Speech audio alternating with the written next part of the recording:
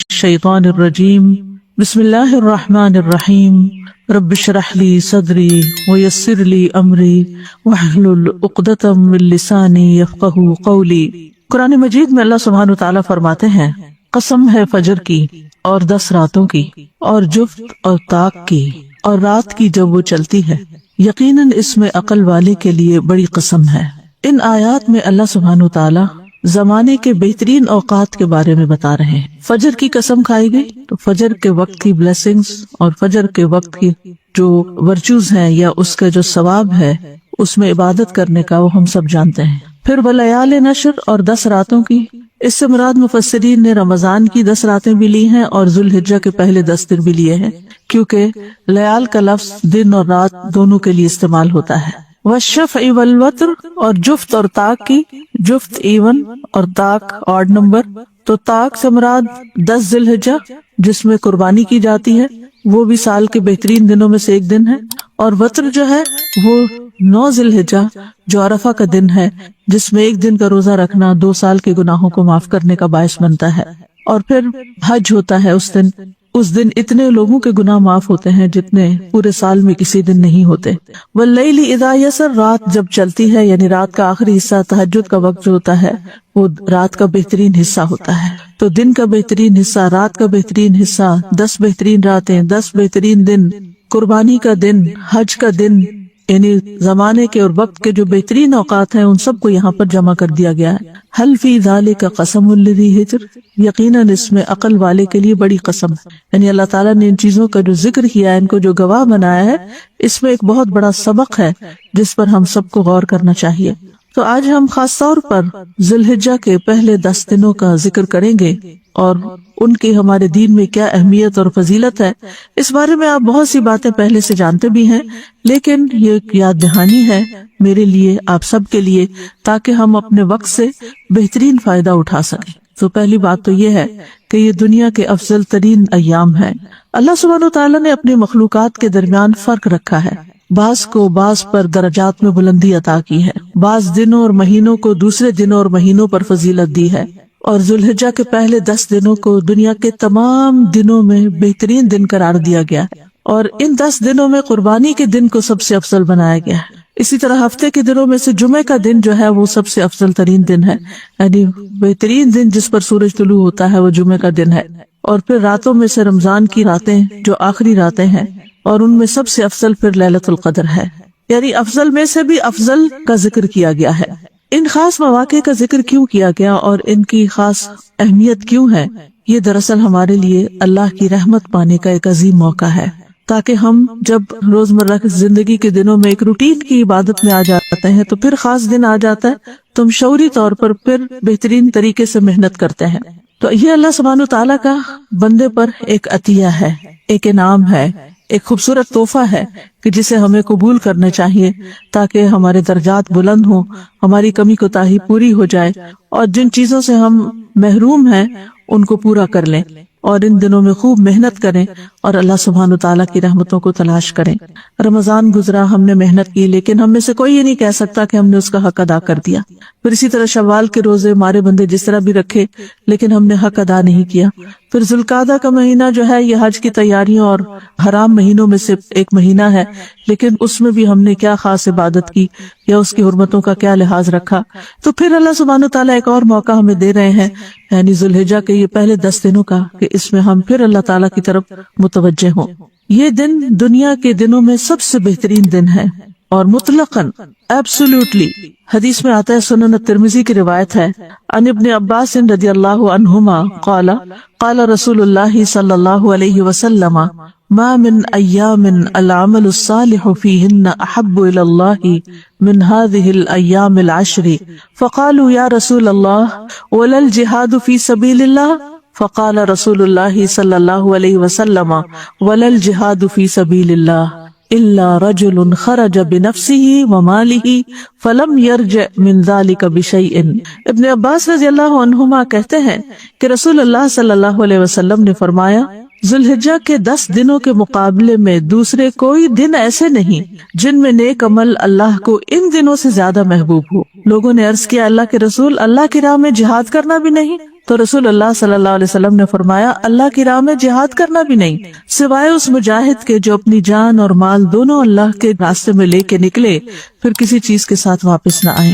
بعض علماء کہتے ہیں کہ یہ بات حضرت مصعب بن عمیر کے بارے میں پٹاتی ہے کہ وہ کیسی زندگی گزار رہے تھے، شان و شوکت والی، اور پھر کس طرح اللہ کے راستے میں ہجرت کی، مدینہ میں گئے، نبی صلی اللہ علیہ وسلم سے پہلے جا کر وہاں پر فضا ہموار کی، لوگوں کو مسلمان کیا، ان کو قرآن پڑھایا، اور پھر شہید ہو گئے۔ اور جب ان کی شہادت ہوئی تو ان کے پاس اتنا بھی مال نہیں تھا کہ جس سے ان کو پراپرلی کفن دیا جا سکے۔ تو اتنا بڑا مقام اور اتنا بڑا درجہ کس کا ہو سکتا ہے؟ یعنی ایسی قربانی کون سوچ سکتا ہے کہ ہم میں سے کسی نے کی ہو؟ دین کے راستے میں مشکلات آتی ہیں یا ہم سیکریفائسز کرتے ہیں، لیکن اس درجے کی سیکریفائس کے کچھ بھی نہ بچے، انسان کا کچھ بھی اس کے پاس نہ رہے اور دنیا سے خالی ہاتھ جائے، تو ایسا کرنا انسان عام طور پر سوچ بھی نہیں سکتا۔ اس جیسا عمل اگر کوئی کرے تو پھر وہ تو سب سے افضل ہے ہی، لیکن اس کے علاوہ جو باقی اعمال ہیں ان سب میں جو بھی عمل انسان سال بھر کرتا ہے اس سے زیادہ افضل ہے کہ ان دنوں میں کوئی کام انسان کرے۔ مسند احمد کی روایت میں آتا ہے ان النبی صلی اللہ علیہ وسلم انہ قال ما عمل افضل منہ فی هذه الایام یعنی الایام العشر۔ نبی صلی اللہ علیہ وسلم نے فرمایا ان دنوں یعنی عشرہ ذوالحجہ میں کیے گئے عمل سے افضل کوئی عمل نہیں ہے۔ اسی طرح ان دنوں میں کیا گیا عمل سب سے پاکیزہ عمل ہے، افضل عمل بھی کہا گیا اور ازکا عمل بھی کہا گیا۔ صحیح ترغیب و ترہیب کی روایت میں ہے ما من عمل ازکا عند اللہ ولا اعظم اجرا من خیر یعملہ فی عشر الاضحی۔ نبی صلی اللہ علیہ وسلم نے فرمایا اللہ کے نزدیک ذوالحجہ کے 10 دنوں میں نیک اعمال کرنا بہت زیادہ پاکیزگی اور بہت بڑے ثواب کا باعث ہے، لہذا تیار رہیں، کیونکہ جس کام کو کرنے کے لیے انسان پہلے سے تیاری شروع کر دیتا ہے جب موقع آتا ہے تو پھر انسان اس کام کو آسانی سے کر لیتا ہے۔ تو ابھی سے پلاننگ شروع کر دیں تاکہ ہم ان دنوں کے اجر و ثواب سے محروم نہ رہیں۔ ان دنوں میں فرائض اور نوافل دونوں کا اجر زیادہ ہو جاتا ہے، یعنی باقی دنوں کی نسبت بڑھ جاتا ہے، لیکن ہمیں بہرحال فرائض پر خاص طور پر توجہ کرنی چاہیے۔ خصوصاً آپ دیکھیے کہ ابن عباس کی روایت میں آتا ہے کہ نبی صلی اللہ علیہ وسلم نے جو فرمایا کہ جو عمل ان 10 دنوں میں کیا جائے اس کے مقابلے میں دوسرے دنوں کا کوئی عمل افضل نہیں۔ یہ صحیح بخاری کی روایت میں آتا ہے۔ لوگوں نے عرض کیا کیا جہاد بھی اس کے برابر نہیں؟ آپ نے فرمایا جہاد بھی اس کے برابر نہیں سوائے اس شخص کے جس نے اپنی جان اور مال کو خطرے میں ڈالا اور کوئی چیز واپس لے کر نہ لوٹا۔ تو پھر ہمیں کوئی بھی کام ہو، فرض ہو یا نفل ہو، سبھی کی طرف توجہ دینی ہے، لیکن فرائض کی قیمت پر نہیں۔ بعض لوگ فرائض کو پھر چھوڑ کر صرف نفلی کاموں کے پیچھے لگ جاتے ہیں تو وہ بھی درست نہیں۔ جب نوافل کا بھی ذکر کر دیا گیا تو اس کا مطلب یہ ہے کہ کوئی بھی کام جو ہم کریں گے، چاہے نماز ہے مثلاً، تو ان دنوں میں پڑھی جانے والی نماز کے فرض اور نفل جو ہیں وہ عام دنوں میں پڑھی جانے والی، یعنی سال بھر میں پڑھی جانے والی نمازوں کے فرض اور نفل سے افضل ہوگی۔ اسی طرح روزہ ہے، قرآن کی قرات ہے، ذکر ہے، دعا ہے، اللہ کی بارگاہ میں عاجزی اور تضرع کرنا، والدین کے ساتھ احسان کرنا، اگر زندہ ہیں تب بھی اور اگر فوت ہو چکے ہیں تو ان کی طرف سے صدقہ خیرات کرنا، صلہ رحمی کرنا، لوگوں کی ضروریات پوری کرنا، بیماروں کی تیمارداری کرنا، جنازوں میں شرکت کرنا، یہ مردوں کے لیے، پڑوسیوں کے ساتھ حسن سلوک کرنا، کھانا کھلانا، اور وہ سارے نیک اعمال جن کا فائدہ دوسروں کو پہنچتا ہے، یعنی کسی بھی طرح ہم کسی دوسرے کو جو فائدہ پہنچاتے ہیں وہ سب اس میں شامل ہو جاتا ہے۔ پھر اسی طرح یہ ہے کہ ہم سب جانتے ہیں کہ رمضان جو ہے وہ سال کے سارے مہینوں میں سے افضل مہینہ ہے، لیکن جب رمضان اور عشرہ ذی الحجہ کا موازنہ کیا جاتا ہے تو رمضان کی راتیں افضل ہیں اور ذی الحجہ کے دن رمضان کے دنوں سے بھی افضل ہیں۔ عام طور پر لوگ رمضان میں تو چونکہ سب مل کے عبادت کر رہے ہوتے ہیں تو عبادت کرنا بھی آسان ہوتا ہے اور سب نیکیوں کی طرف راغب ہوتے ہیں، لیکن عشرہ ذی الحجہ میں عام طور پر لوگوں کو اس کی فضیلت ہی پتہ نہیں ہوتی، پھر سب لوگ اس کا اہتمام بھی نہیں کرتے، تو پھر وہ کام کرنا بھی مشکل ہو جاتا ہے۔ یہ 10 دن اس لیے بھی افضل ہیں، اس میں یوم النحر ہے، یوم العرفہ ہے، یوم الترویہ ہے، پھر اس لحاظ سے بھی افضل ہے کہ اس میں عظیم عبادات اکٹھی ہو جاتی ہیں۔ رمضان میں تو ہم جیسے روزہ رکھتے ہیں یا نماز پڑھتے ہیں یا صدقہ خیرات کرتے ہیں، قرآن کی تلاوت کرتے ہیں، لیکن عشرہ ذی الحجہ کی فضیلت یہ ہے کہ اس میں نماز، روزہ اور صدقہ خیرات کے علاوہ حج اور قربانی بھی شامل ہو جاتی ہے. یعنی حج ہم رمضان میں نہیں کر سکتے، تو ان دنوں میں ہم روزہ بھی رکھ سکتے ہیں، حج بھی کر سکتے ہیں، زکوٰۃ بھی ادا کر سکتے ہیں جن کی ڈیو ہوتی ہے، اور نمازیں وغیرہ. تو یہ ساری عبادات ان 10 دنوں میں اکٹھی کی جا سکتی ہیں جو عظیم عبادات ہیں. پھر یہ ہے کہ اللہ سبحانہ وتعالیٰ نے ان دنوں کی قسم کھائی ہے، اس وجہ سے بھی یہ دن جو ہیں وہ افضل ہیں. والفجر ولیال عشر. پھر اسی طرح قرآن مجید میں ایام معلومات کا ذکر آیا ہے، اور علماء کہتے ہیں کہ اس سے مراد بھی یہی دن ہے. یعنی ان 10 دنوں کی فضیلت یہ ہے کہ اس میں انسان اللہ تعالیٰ کے دیے ہوئے جانوروں پر اللہ کا ذکر کر کے قربانی کرتا ہے. سورۃ الحج میں آتا ہے لیشہدوا منافع لہم وَيَذْكُرُ اسْمَ اللَّهِ فِي أَيَّامٍ مَّعْلُومَاتٍ عَلَىٰ مَا رَزَقَهُم مِّن بَهِيمَةِ الْأَنْعَامِ، تاکہ وہ اپنے بہت سے فائدوں میں حاضر ہوں، یعنی حج کے موقع پر، اور چند معلوم دنوں میں ان پالتو چھپاؤں پر اللہ کا نام ذکر کریں جو اس نے انہیں دیے ہیں. سو ان میں سے کھاؤ اور تنگ دست محتاج کو بھی کھلاؤ. اور جمہور علماء اور اکثر مفسرین کے مطابق یہ ایام معلومات جو ہیں اس سے مراد ذو الحجہ کے پہلے 10 دن ہیں. پھر اسی طرح یہ ہے کہ حج کے جو مہینے ہیں ان کا خاتمہ ان ایام میں ہوتا ہے. حج کے مہینے الحج اشہر معلومات، تو اس میں شوال، ذی-قعدہ اور ذی الحجہ آتا ہے. تو ذی الحجہ کے یہ 10 دن اس میں شامل ہیں.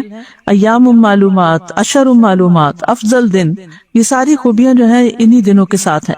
اور یہ قول اکثر صحابہ کا ہے، جیسے حضرت عمر، حضرت علی ابن مسعود، ابن عباس، حضرت عبداللہ بن زبیر اور دیگر صحابہ کرام جو ہیں، اور اکثر تابعین بھی یہی کہتے ہیں کہ حج کے چند مہینے جو معلوم ہیں وہ شوال، ذوالقعدہ اور ذو الحجہ کے پہلے 10 دن ہیں. پھر یہ ہے کہ ان دنوں میں ایک عظیم دن آتا ہے جس کو یوم عرفہ کہا جاتا ہے، اور یہ دن دین کی تکمیل کا دن بھی ہے. یعنی ان 10 دنوں کی فضیلت میں سے ایک فضیلت یہ بھی ہے کہ اس میں یوم عرفہ ہے، اور یہ وہ دن ہے جس دن اللہ نے اپنے دین کو مکمل کر دیا تھا اور مسلمانوں پر اپنی نعمت تمام کر دی تھی. جیسا کہ اللہ سبحانہ وتعالیٰ کا ارشاد ہے، الیوم اکملت لکم دینکم واتممت علیکم نعمتی ورضیت لکم الاسلام دینا. آج میں نے تمہارے لیے تمہارا دین کامل کر دیا اور تم پر اپنی نعمت پوری کر دی، اور تمہارے لیے اسلام کو دین کی حیثیت سے پسند کر لیا. اور یہ کتنی بڑی خوشخبری ہے امت مسلمہ کے لیے کہ اللہ سبحانہ تعالیٰ نے اپنا دین ہم پر مکمل کیا اور کمپلیٹ دین ہمیں دیا اور ہم پر اپنی نعمت تمام کر دی. اس کو اللہ تعالیٰ سب سے بڑی نعمت قرار دیتے ہوئے ہم پر مکمل کرنے کا ذکر کر رہے ہیں یہاں پر. پھر اسی طرح اس عشرے کی فضیلت یہ بھی ہے کہ اس میں یوم النحر کا دن ہے جو حج اکبر کا دن ہے. اللہ تعالیٰ کے نزدیک یہ بھی ایک عظیم دن ہے. حدیث میں آتا ہے، عبداللہ بن قرۃ کہتے ہیں کہ نبی صلی اللہ علیہ وسلم نے فرمایا، اللہ تبارک و تعالیٰ کے نزدیک سب سے عظیم دن یوم النحر ہے، پھر یوم القر ہے. اور یوم القر کہتے ہیں قربانی سے اگلے دن کو، اور اس دن اس کو قر اس لیے کہتے ہیں کہ اس دن لوگ منا کی وادی میں قرار پکڑتے ہیں، وہاں قیام کرتے ہیں. کیسے قرار پکڑتے ہیں؟ 9 ذی الحجہ کو وہ وقوف عرفہ کر رہے ہوتے ہیں، پھر اس کے بعد اگلے دن 10 تاریخ کو قربانی کرتے ہیں، اور پھر قربانی کرنے کے بعد طواف افاضہ کے لیے جاتے ہیں. تو یہ بڑے بڑے کام کر کے پھر قرار پکڑتے ہیں، یعنی آرام کرتے ہیں قربانی کے اگلے دن، یعنی 10 تاریخ کے بعد. پھر اسی طرح یہ ہے کہ عام لوگوں کے لیے بھی یہ دن بڑے افضل ہیں، لیکن حج کرنے والوں کے لیے مزید افضل دن ہے یہ. یعنی جو لوگ بیت اللہ شریف جاتے ہیں، وہاں جا کر طواف کرتے ہیں، نمازیں پڑھتے ہیں، ایک نماز کا جو اجر ہے وہ 1,00,000 نمازوں کے برابر ہے. اور ہم 1,00,000 نمازیں کتنے دن میں پڑھ سکتے ہیں؟ یعنی اگر کسی کی تقریباً 54-55 سال عمر ہو تو اتنے سال میں جو اس نے نمازیں پڑھی وہ تقریباً 1,00,000 نمازیں بنتی ہیں. تو آپ خود سوچئے کہ کون ایسا شخص ہے کہ جو 55 سال کی عمر تک کوئی بھی نماز نہ چھوڑے اور مسلسل نماز پڑھے، 5 نمازیں جو ہیں دن کی. تو حرم کی ایک نماز 1,00,000 نمازوں کے برابر. اور پھر افضل جگہ، افضل دن اور افضل عمل، یہ سارے جب ایک جگہ اکٹھے ہو جاتے ہیں تو یہ سارے کیا ہو جاتے ہیں؟ ان کا اجر اور ثواب اور ریوارڈ کئی گنا زیادہ بڑھ جاتا ہے، کیونکہ زمانے کے اعتبار سے اور مکان کے اعتبار سے ان دنوں کو وہاں پر افضلیت ملتی ہے. پھر اسی طرح یہ ہے کہ ان دنوں میں انتھک محنت کی جاتی ہے، یہ انتھک محنت والے ایام ہیں. سلف صالحین جو تھے ان دنوں نیکی کے کاموں میں خوب محنت کرتے تھے. سعید بن جبیر کا حال یہ تھا کہ جب یہ 10 دن شروع ہوتے تو وہ اتنی سخت محنت کرتے کہ شاید ان کے پاس اتنی طاقت بھی نہ ہوتی تھی اور ان 10 دنوں کی عبادت کی بہت ترغیب دیتے اور کہتے کہ ان 10 دنوں کی راتوں کو اپنے لیے دیے نہ بجھایا کرو، نہیں رات کی لائٹس نہیں آف کیا کرو. یعنی اتنی محنت کرتے کہ ان کے اندر اتنی طاقت بھی نہیں ہوتی تھی، لیکن پھر بھی وہ ایکسٹرا ایفرٹ کرتے تھے. یعنی ایک ہوتا نا کہ ہم اتنی عبادت کر لیں جتنی ہم میں ہمت ہے، اور ایک یہ ہے کہ ہمت سے بڑھ کے محنت کرنا. ابو عثمان نہدی کہتے ہیں کہ صحابہ کرام اور سلف صالحین 3 قسم کے دنوں کی تعظیم کرتے تھے، یعنی ان کو بہت امپورٹنس دیتے تھے. نمبر 1 رمضان کے آخری 10 دن، نمبر 2 ذوالحجہ کے پہلے 10 دن، اور نمبر 3 محرم کے پہلے 10 دن. یعنی یہ 10 دن عشرے جو ہیں ان میں وہ اللہ سبحانہ تعالیٰ کی طرف زیادہ راغب ہوتے تھے. پھر یہ ہے کہ ان دنوں کو اللہ کی اطاعت اور تقرب سے آباد کرنا چاہیے، یعنی ان میں زیادہ نیک اعمال کی طرف راغب ہونا چاہیے اور کوئی نیک عمل چھٹنا نہیں چاہیے.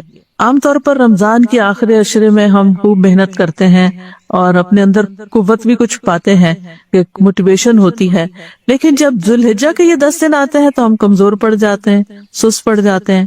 اتنا شوق اور اتنی محبت اور عبادت سے اتنی رغبت نہیں شو کرتے جتنی ہم رمضان کے آخری 10 دنوں میں کرتے ہیں. حالانکہ یہ 10 دن رمضان کے دنوں سے زیادہ افضل ہیں اور ان میں کیے جانے والے اعمال اللہ کو زیادہ محبوب ہیں اور اللہ کے ہاں زیادہ افضل ہیں.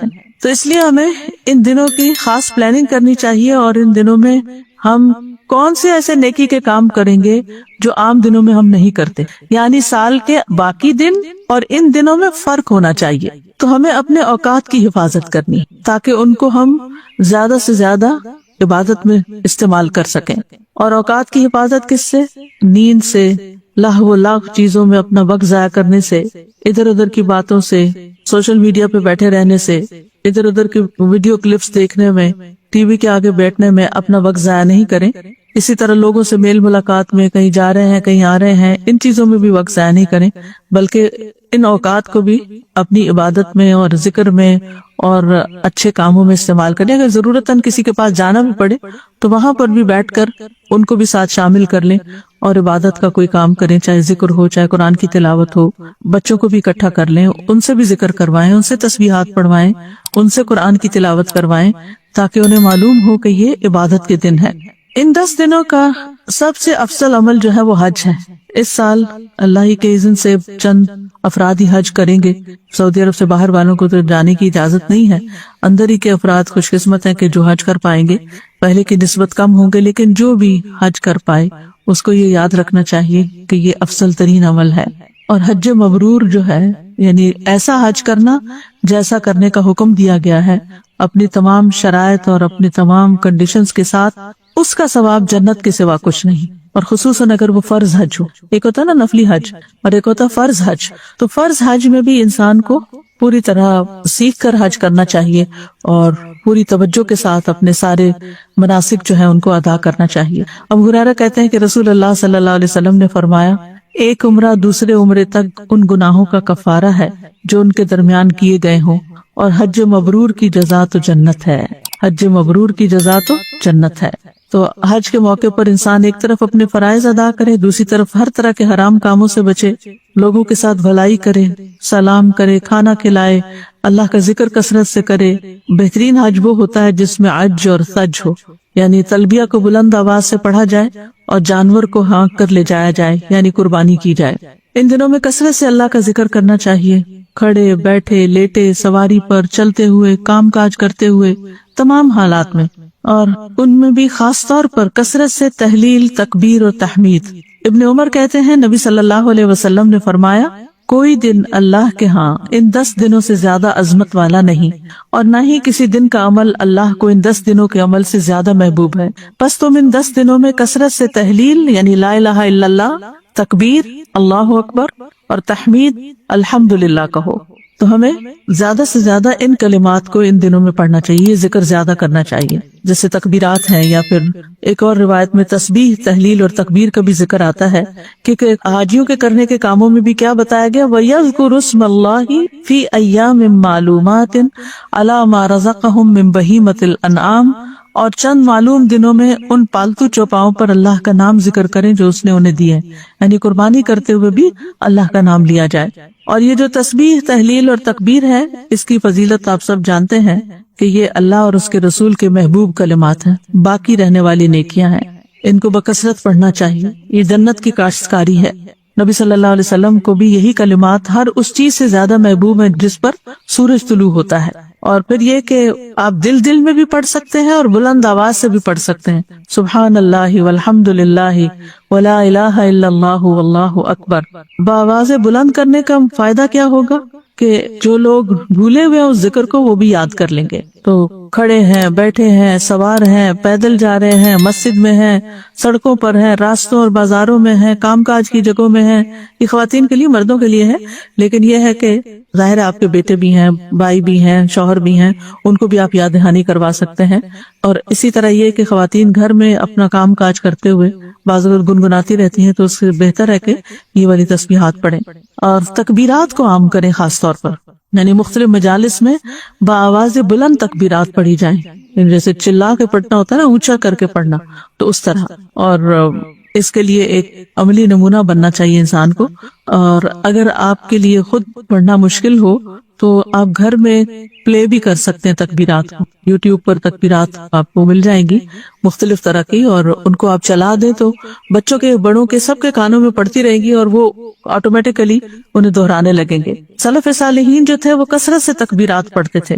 ابن عمر اور ابو ہریرہ ان 10 دنوں میں بازاروں میں نکل جاتے اور تکبیرات کہتے، ان کی تکبیرات سن کر دوسرے لوگ بھی تکبیرات کہتے۔ اصل مقصد یہی ہے کہ سب تکبیرات پڑھیں، یعنی گونج اٹھے گلی بازار اللہ کی بڑائی۔ تکبیر کیا ہے دراصل؟ اللہ کو بڑا ماننا، اللہ سب سے بڑا ہے، اللہ سب سے بڑا ہے۔ تو اگر سال میں 10 دن بھی کوئی دن رات اس نام کو بلند کرتا رہے کہ اللہ سب سے بڑا ہے، تو انشاءاللہ دل میں اللہ کی بڑائی کا احساس پیدا ہوگا۔ میمون بن مہران ایک تابعی ہیں، وہ کہتے ہیں میں نے لوگوں کو پایا ہے وہ ان 10 دنوں میں تکبیرات کہتے ہیں، یہاں تک کہ لوگ اتنے زیادہ جمع ہوتے ہیں کہ میں انہیں سمندر کی موجوں کے ساتھ تشبیہ دیتا ہوں، یعنی اکٹھے ہو کے ہجوم کی شکل میں، ایسے جیسے وہ موج آ رہی ہو، جیسے انسانوں کا ٹھاٹھے مارتا سمندر ہو اور وہ تکبیرات پڑھ رہا ہو، یعنی اس طرح اہتمام کیا جاتا تھا۔ پھر تکبیرات پڑھتے ہوئے اللہ کی مدد ذہن میں رکھنی چاہیے۔ تکبیر جو ہے وہ دشمن کے مقابلے میں فتح کا ذریعہ بھی ہے اور اس سے بشارت بھی ملتی ہے۔ اللہ اکبر کہنے سے خیبر فتح ہوا اور دیگر فتوحات ہوئیں اور اللہ کے دشمنوں کو شکست ہوئی۔ تو اللہ اکبر کو معمولی کلمہ نہیں ہے، جانور ذبح کیا جاتا ہے اس وقت بھی پڑھا جاتا ہے، اور اللہ کا ذکر کہیں پر بھی بلند کیا جا سکتا ہے۔ اور تکبیرات کی 2 اقسام ہیں، ایک ہے مطلق تکبیر اور دوسری ہے مقید تکبیر۔ ٹھیک ہے، مطلق تکبیر جو ہے یہ ذوالحجہ کے تمام 10 دنوں میں ہوگی اور ایام تشریق کے آخری دن کے ختم ہونے کے ساتھ ختم ہو جائے گی، اور یہ تکبیرات تمام اوقات، تمام حالات، تمام جگہوں میں ہوں گی، اور ہر اس جگہ میں یہ تکبیریں کہی جائیں گی جہاں اللہ تعالیٰ کا ذکر کرنا جائز ہے، یعنی واش روم وغیرہ میں نہیں کیے جائیں گی لیکن باہر، اور ان کو علل اعلان البلند آواز میں کہنا ہوگا، یعنی اللہ اکبر لا الہ الا اللہ اللہ اکبر وللہ الحمد، اور کسی بھی وقت کسی بھی جگہ سوائے ممنوع جگہوں کے۔ ٹھیک ہے، اور کب تک؟ پہلی ذی الحجہ سے لے کر ایام تشریق کے آخری دن تک، 13 ذی الحجہ تک۔ دوسری ہے مقید تکبیرات، یہ فرض نمازوں کے بعد تکبیرات پڑھنا ہے، یعنی 5 فرض نمازوں کے بعد کہی جانے والی تکبیرات۔ جو لوگ حج کرنے نہیں گئے وہ ان تکبیرات کو 9 ذی الحجہ کی فجر سے شروع کریں گے۔ ٹھیک ہے، یاد رکھیے گا 9 ذی الحجہ کی فجر سے شروع ہوگی، اور حاجیوں کے لیے 10ویں ذی الحجہ کی ظہر کے وقت شروع ہوگی، اور یہ ایام تشریق کے تیسرے دن کی عصر کے بعد ختم کر دی جائیں گی۔ ایام تشریق جو ہے یعنی 13 ذی الحجہ کو آخری ایام تشریق ہوتا ہے، اس کی عصر کے ساتھ ختم کر دی جائیں گی۔ تو یہ کب پڑھنی ہے؟ فرض نمازوں کے بعد۔ اور کون کون سی فرض نمازیں؟ 5 فرض نمازیں۔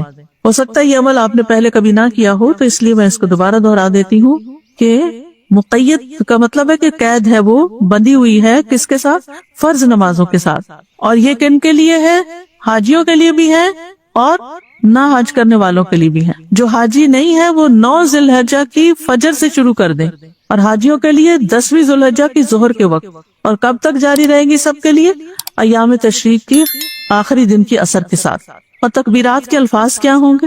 سب سے مشہور تکبیر جو ہے وہ ہے اللہ اکبر اللہ اکبر اللہ اکبر، یعنی 3 دفعہ اللہ اکبر اور پھر لا الہ الا اللہ اللہ اکبر وللہ الحمد، ٹھیک ہے۔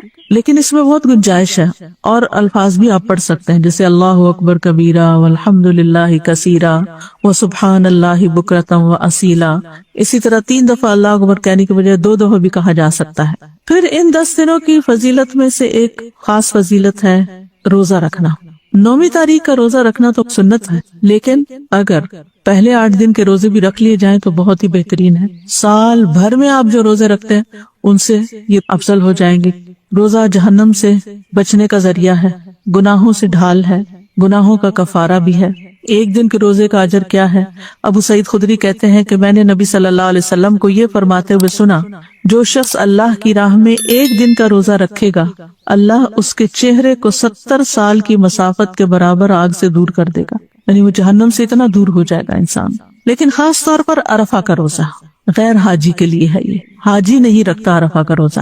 عرفہ کے دن کا روزہ جو سنت ہے یہ بہت بڑی غنیمت ہے اور یہ 2 سال کے گناہوں کا کفارہ بن جاتا ہے۔ ابو قتادہ کہتے ہیں کہ ایک آدمی نبی صلی اللہ علیہ وسلم کی خدمت میں حاضر ہوا اور پوچھا، آپ کس طرح روزے رکھتے ہیں؟ اس بات سے رسول اللہ صلی اللہ علیہ وسلم کچھ غصے میں آ گئے۔ حضرت عمر نے آپ کا غصہ دیکھا تو کہنے لگے، ہم اللہ کے رب ہونے، اسلام کے دین ہونے اور محمد صلی اللہ علیہ وسلم کے نبی ہونے پر راضی ہیں۔ ہم اللہ کے غصے سے اور اس کے رسول کے غصے سے اللہ کی پناہ میں آتے ہیں۔ عمر رضی اللہ عنہ ان کلمات کو دہرانے لگے حتیٰ کہ آپ کا غصہ ٹھنڈا ہو گیا۔ تو عمر رضی اللہ عنہ نے کہا کہ اللہ کے رسول، اس شخص کا کیا حکم ہے جو سال بھر مسلسل روزہ رکھتا ہے؟ آپ نے فرمایا، نہ اس نے روزہ رکھا نہ افطار کیا، یا فرمایا کہ اس نے روزہ نہیں رکھا اور اس نے افطار بھی نہیں کیا، یعنی یہ تو رکھنا نہ رکھنا برابر ہے اگر ہر روز ہی رکھتا ہے۔ عمر رضی اللہ عنہ نے کہا کہ اس کا کیا حکم ہے جو 2 دن روزہ رکھتا ہے اور 1 دن افطار کرتا ہے؟ آپ نے فرمایا، کیا کوئی اس کی طاقت رکھتا ہے؟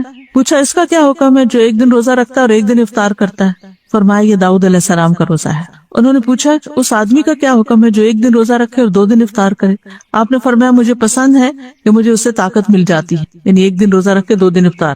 پھر رسول اللہ صلی اللہ علیہ وسلم نے فرمایا، ہر مہینے کے 3 روزے اور 1 رمضان کے روزوں سے لے کر دوسرے رمضان کے روزے، یہ عمل سارے سال کے روزوں کے برابر ہے۔ یعنی اگر کوئی شخص رمضان سے رمضان تک ہر مہینے 3 روزے رکھتا ہے تو گویا وہ پورا سال روزے سے رہا ہے۔ اور عرفہ کے دن کا روزہ میں اللہ سے امید رکھتا ہوں کہ پچھلے سال کے گناہوں کا کفارہ بن جائے گا اور اگلے سال کے گناہوں کا بھی۔ اور یوم عاشورہ کا روزہ میں اللہ سے امید رکھتا ہوں پچھلے سال کے گناہوں کا کفارہ بن جائے گا۔ تو اس طرح 3 سال کے گناہوں کا کفارہ ہو جاتا ہے جب انسان یہ روزہ رکھتا ہے۔ آپ دیکھیے کس طرح، مثلا 9 ذی الحجہ کا آپ نے روزہ رکھا نا، تو سال اینڈ ہو رہا ہے، تو اب کیا ہے، پچھلا سال جو تھا اس کا کفارہ ہو گیا اور ایک اگلا سال جو محرم سے شروع ہوگا اس کا۔ اب محرم آیا تو آپ نے پھر روزہ رکھا تو ایک پچھلے سال کا کفارہ ہو گیا، یعنی آپ 1441 کی ذی الحجہ میں روزہ رکھ رہے ہیں عرفہ کا، ٹھیک ہے؟ تو اس سے آپ کے پچھلے سال کے گناہ اور اگلے سال کے گناہ معاف ہو گئے، 1440 کے بھی ہو گئے اور 1442 کے بھی ہو گئے، ٹھیک ہے؟ اب جب محرم آئے گا تو پچھلے 1 سال کے گناہ معاف ہو جائیں گے، تو وہ کون سے ہو جائیں گے؟ 1441 کے۔ تو اس طرح 1440 کے گناہ بھی معاف ہو گئے، 41 کے بھی ہو گئے اور 42 کے بھی ہو گئے۔ تو کتنا اجر ہے، کتنا فائدہ ہے ان روزوں کے رکھنے کا۔ تھوڑی سی ہمت، تھوڑی سی محنت، تھوڑی سی پلاننگ۔ پھر یہ کہ 9 ذی الحجہ کا روزہ رکھنا ہو تو نیت رات سے ہی کر لینی چاہیے، ٹھیک ہے، تاکہ کامل اجر مل جائے اور اس میں کوئی کمی نہ ہو۔ پھر گھر والوں کو بھی اس دن کا روزہ رکھوانا چاہیے، اپنے اہل و عیال کو، اپنے بچوں کو۔ سعید بن جبیر کہا کرتے تھے کہ اپنے غلاموں کو بھی جگا دیا کرو کہ وہ یوم عرفہ کا روزہ رکھ لیں۔ اور پھر نیت کیا ہونی چاہیے کہ اللہ تعالیٰ اس سے میرے گناہ معاف کر دے۔ جب 9ویں ذی الحجہ کا سورج غروب ہو تو گناہوں کا سورج بھی غروب ہو جائے۔ پھر یہ ہے کہ ان 10 دنوں میں اللہ سے تجارت کریں، اور نفع بخش تجارت کیا ہے؟ قرآن پڑھنا، قرآن کا فہم حاصل کرنا، یعنی ان 10 دنوں میں کامیاب نفع بخش تجارت قرآن کو فہم کے ساتھ مکمل کرنا، کیونکہ اللہ ہر ایک حرف کے بدلے میں ایک نیکی عطا کرتا ہے اور پھر اس کو 10 گنا بڑھا دیتا ہے اور 10 کے بعد بھی اضافہ فرماتا ہے۔ ان دنوں میں باقی دنوں کی نسبت سے زیادہ یقینی طور پر ایسا ہوتا ہے، تو کوشش کی جائے کہ ان دنوں میں ایک قرآن مکمل کر لیا جائے، کیونکہ سورۃ فاطر میں آتا ہے نا کہ جو قرآن کی تلاوت کرتے ہیں وہ ایسی تجارت کرتے ہیں کہ جس میں کوئی گھاٹا نہیں، یرجون تجارتا لن تبور۔ پھر اسی طرح تہجد کی نماز کا اہتمام، کیونکہ فرض نماز کے بعد افضل ترین نماز ہے، فرض نماز کے بعد افضل ترین نماز ہے، اور مسلمان کو صرف رمضان میں ہی تراویح نہیں پڑھنی چاہیے بلکہ ان 10 دنوں کے قیام اللیل کی بھی محنت کرنی چاہیے۔ ابو ہریرہ کہتے ہیں آپ سے پوچھا گیا فرض نماز کے بعد کون سی نماز افضل ہے اور ماہ رمضان کے بعد کون سے روزے افضل ہیں؟ آپ نے فرمایا فرض نماز کے بعد سب سے افضل نماز آدھی رات کی نماز ہے، اور رمضان کے مہینے کے بعد سب سے افضل روزے اللہ کے مہینے محرم کے روزے ہیں۔ پھر نیکسٹ ہے رات کے آخری پہر میں دعاؤں اور استغفارات کا اہتمام۔ یہ اگر آپ تہجد کے لیے اٹھیں گے تو اس وقت دعائیں بھی قبول ہوتی ہیں اور استغفار بھی۔ والمستغفرین بالاسحار قرآن مجید میں آتا ہے سورۃ آل عمران میں کہ وہ رات کے آخری حصے میں استغفار کرنے والے ہیں۔ اور پھر سورۃ ذاریات میں آتا ہے کانوا قلیلا من اللیل ما یہجعون وبالاسحار هم یستغفرون، کہ وہ رات کو کم ہی سوتے تھے اور سحری کے وقت مغفرت مانگا کرتے تھے۔ اور سحری کے وقت اللہ سبحانہ وتعالیٰ آسمان دنیا پر نزول فرماتے ہیں، بندے کی توبہ قبول فرماتے ہیں اور اس کی دعائیں بھی قبول ہوتی ہیں۔ پھر ان 10 دنوں میں خوب صدقہ بھی کرنا چاہیے، ہر روز کچھ نہ کچھ صدقہ ضرور کریں، کیونکہ قیامت کے دن انسان اپنے صدقے کے سائے میں ہوگا۔ صدقہ بری موت سے بچاتا ہے، صدقہ گناہوں کو گرا دیتا ہے، رب کے غضب کو بجھا دیتا ہے، مال میں برکت اور اضافے کا سبب ہے۔ اللہ تعالیٰ صدقہ دینے والے کو اس کا بہترین نعم البدل عطا کرتا ہے، یعنی یہ نہیں کہ جب آپ دیتے ہیں تو آپ کے ہاتھ سے چلا گیا، بلکہ آپ کو واپس ملے گا کئی گنا زیادہ۔ اور ان دنوں میں کیا جانے والا صدقہ باقی دنوں کے صدقے کے مقابلے میں افضل ہے۔ پھر اس کے بعد ان دنوں میں اللہ تعالیٰ کے پسندیدہ کام کرنا، یعنی جن کاموں سے اللہ راضی ہوتا ہے، مثلاً کسی کو خوش کرنا، کسی کی ضرورت پوری کرنا، صلہ رحمی کرنا، کسی محتاج کے کام آنا۔ پھر اسی طرح اگر کچھ لوگ حج پہ جا رہے ہوں تو ان کے گھر والوں کی دیکھ بھال پیچھے سے کرنا، ان کی ضروریات کا خیال رکھنا، ان کے ساتھ احسان کا معاملہ کرنا، ان کے بچوں کا خیال رکھنا، اسکول ڈراپ کرنا ہے، لینا ہے، گروسری لانی ہے، یا کچھ بھی۔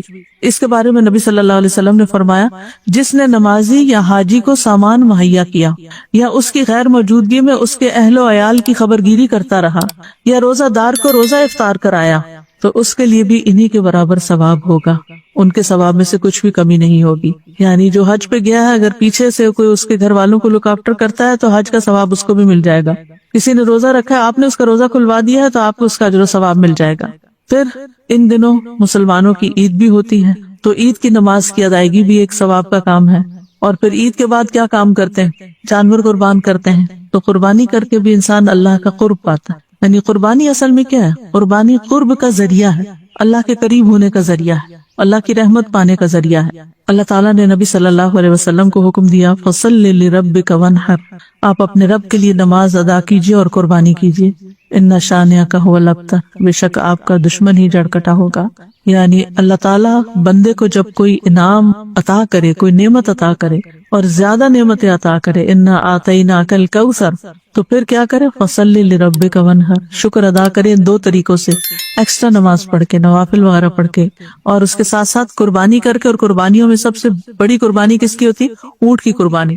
تو نحر اونٹ کی قربانی کے لیے استعمال ہوتا ہے، کیونکہ جتنا مضبوط جانور کوئی قربان کرتا ہے قیامت کے دن پل صراط سے وہ اس کی سواری بنے گا۔ آج صبح جب میں اندھیرے میں تھی تو ایک دم مجھے پل صراط کا خیال آیا کہ دنیا میں چلنے میں مشکل ہوتی ہے، انسان کو کتنی گھبراہٹ ہوتی ہے کہ سب آگے نکل رہے ہیں، میں چل نہیں پا رہا ہوں۔ کہ اکٹھے جیسے مثلاً آپ کہیں نکلے ہیں گھر والوں کے ساتھ، تو جس کو چلنے میں دقت ہوتی ہے وہ پیچھے رہ جاتا ہے اور اس کو کس کس قسم کے اندیشے لاحق ہوتے ہیں۔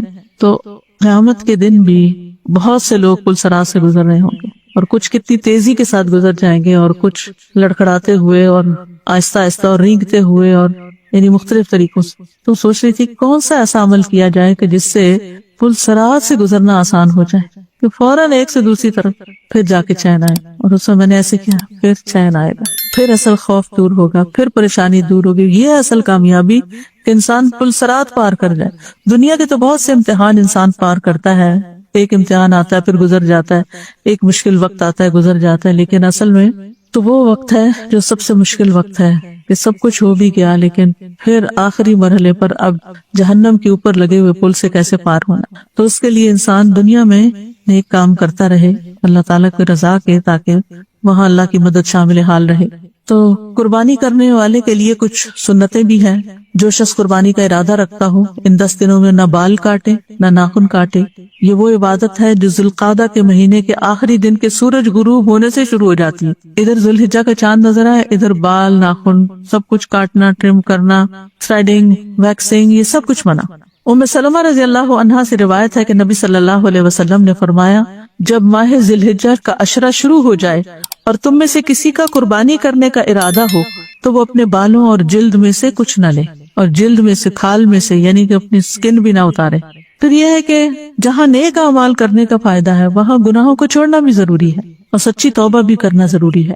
تو ان دنوں میں ہمیں اللہ سبحانہ تعالیٰ کو راضی کرنے کے کام بھی کرنے ہیں، اور جو ناراضگی کے کام کریں ان کو چھوڑنا بھی ہے، اور نیک اعمال کی طرف دوڑ لگا دینی ہے، اور برے اعمال سے بچنے کی دوڑ لگا دینی ہے۔ اگر گناہ اللہ تعالیٰ کے حق سے متعلق ہو، نماز روزے وغیرہ میں کمی کوتاہی ہے تو اس کی اصلاح کریں، اگر تاخیر سے آپ نماز پڑھتے ہیں یا بہت جلدی پڑھتے ہیں تو اس کی اصلاح کریں، اور اگر کسی انسان سے متعلق گناہ ہے تو ان کا بھی علاج کریں، مظلوم کو اس کا حق لوٹا دیں، اور اللہ سبحانہ تعالیٰ کے ساتھ تجدید عہد کریں۔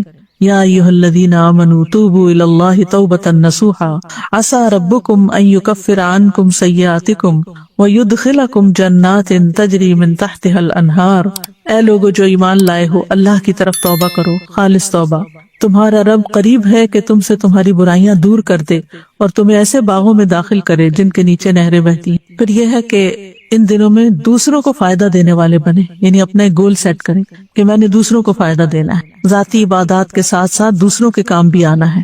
ذاتی عبادات میں جیسے ذکر ہے، نماز ہے، روزہ وغیرہ، یہ تو سب اچھی باتیں ہیں، لیکن یہ کہ دوسروں کو نفع پہنچائیں، کسی کو کوئی بات سکھائیں، یعنی دوسروں کو تعلیم دینا، دوسروں کو فائدہ پہنچانا ہے، اور اسی طرح کھانا کھلانا، دوسروں کی مدد کرنا، کسی کی تیمارداری کرنا، یعنی انسانی حقوق میں سے جتنی بھی چیزیں ہیں ان کو کرنے کا بھی بہت بڑا ریوارڈ ہے۔ اور پھر یہ ہے کہ حرمتوں کی تعظیم کرنی چاہیے۔ حرمتوں کی تعظیم کیا ہے؟ قرآن مجید میں آتا ہے حرمت والے مہینوں کے بارے میں کہ فَلَا تَظْلِمُوا فِيهِنَّ أَنفُسَكُمْ، اپنے نفسوں پر، اپنی جانوں پر ظلم نہ کرو، یعنی گناہ کر کے۔ پھر اسی طرح وَمَن يُعَظِّمْ شَعَائِرَ اللَّهِ فَإِنَّهَا مِن تَقْوَى الْقُلُوبِ، جو اللہ کے شاعر کی تعظیم کرتا ہے تو یہ دلوں کے تقوی میں سے ہے، اور اللہ کے شاعر میں سے قربانی کے جانور بھی ہیں، اور اسی طرح یہ دن بھی ہیں۔ سورۃ الحج میں پھر فرمایا ذَلِكَ وَمَن يُعَظِّمْ حُرُمَاتِ اللَّهِ فَهُوَ خَيْرٌ لَهُ عِندَ رَبِّهِ، جو کوئی اللہ کی حرمتوں کی تعظیم کرے تو وہ اس کے لیے اس کے رب کے ہاں بہتر ہے۔ یہ کیسے ممکن ہے؟ نیک عمل کر کے، نافرمانیوں سے بچ کے، انسان اپنی تربیت بھی کرے، اپنے اہل و عیال کی بھی کرے، اس طرح وہ اللہ کے شاعر کی تعظیم کرتا ہے اور اللہ کی حدود کی حفاظت کرتا ہے۔ پھر یہ کہ ان 10 دنوں کو غنیمت جانے، ان میں نیک عمل کر کے اطاعت اور بھلائیوں کا زیادہ راہ اختیار کیا جائے، اور یہ یاد رکھا جائے کہ یہ دن سال میں بار بار نہیں آتے، یہ موقع نکل گیا تو معلوم نہیں اگلے سال دنیا میں ہوں گے بھی یا نہیں۔ اور پھر یہ کہ اپنی اولاد میں بھی نیکی کا شوق پیدا کیا جائے، یعنی بچوں کی تربیت میں بھی خاص توجہ دی جائے، کیونکہ کلکم رائن و کلکم مسئول عن رعیتہ، تم میں سے ہر کوئی نگران ہے اور ہر ایک سے اس کی رعیت کے بارے میں پوچھا جائے گا، لہٰذا اس بارے میں بھی ضرور سوچیں کہ صرف خود ہی اپنی عبادت اور نیک کاموں میں نہ لگے رہیں بلکہ گھر والوں کا بھی لحاظ رکھیں، اور ان دنوں کے آنے سے پہلے ہی تیاری کر لیں۔ اور پھر یہ کہ بہت سی چیزیں جب ہم دوسروں کو بتاتے ہیں تو خود کر لیں تو بتانی بھی آسان ہوتی ہے، اور عمل کی زبان سے بھی تبلیغ ہو جاتی ہے۔ تو اللہ تعالیٰ سے دعا ہے کہ وہ ہمیں ان دنوں میں نیکی کے کاموں کو کرنے کی توفیق عطا فرمائے اور ان سے بھرپور فائدہ اٹھانے کی توفیق دے۔ صالح المنجد کی کتاب تھی 170 نیک اعمال عملی نکات، انہوں نے پیش کیے، تو میں آپ کے سامنے دہرا دیتی ہوں، اور یہ چیک لسٹ کی شکل میں ترجمہ کر کے، اصل کتاب عربی میں ہے تو ترجمہ کر کے الہدا نے اس کو سوشل میڈیا پہ شیئر بھی کیا ہے، اگر آپ تک پہنچا تو آپ اس کو آگے بھی شیئر کریں۔ جو لوگ اس کا پرنٹ آؤٹ نکال سکتے ہیں نکال کے اپنے پاس چیک لسٹ ہے اس میں بنی ہوئی، اس کو چیک بھی کر سکتے ہیں اور دوسروں کو بھی یاد دہانی کرا سکتے ہیں۔ یہ صرف ریمائنڈر کے لیے ان چیزوں کا ذکر کیا جا رہا ہے تاکہ ہم نیک اعمال میں سے کوئی نیک عمل چھوڑے نہیں جس کا بھی ہمیں موقع ملے۔ تو اس میں فرض نماز ادا کرنا، نفل روزے یعنی عشرے میں ویسے بھی نفل روزے، خاص طور پر عرفہ کا روزہ، صدقہ کرنا، لا الہ الا اللہ پڑھنا، سبحان اللہ کہنا، الحمدللہ کہنا، اللہ اکبر کہنا، لا حول ولا قوت الا باللہ کا ورد کرنا، مؤذن کے ساتھ اذان کا جواب دینا، استغفار کرنا، دعا مانگنا، درود شریف پڑھنا، قرآن کی تلاوت کرنا، قرآن میں غور و فکر کرنا، قرآن کا کچھ حصہ حفظ کرنا، قرآن کا مطالعہ کرنا، قرآن کی تفسیر پڑھنا، قرآن کی تعلیم دینا، خاص طور پر چھوٹے بچوں کو کچھ سکھانا قرآن میں سے، توبہ کرنا، والدین کے ساتھ احسان کرنا، صلہ رحمی کرنا، رشتہ داروں کو بھی ضرور ان دنوں میں پوچھیں، ان کو بھی خیر فیض پہنچائیں، والدین کے ساتھ حسن سلوک میں سے والدین کے دوستوں کے ساتھ صلہ رحمی کرنا، مہمانوں کی مہمان نوازی کرنا، مہمان کو الوداع کہنے کے لیے جانا، پڑوسیوں سے اچھا سلوک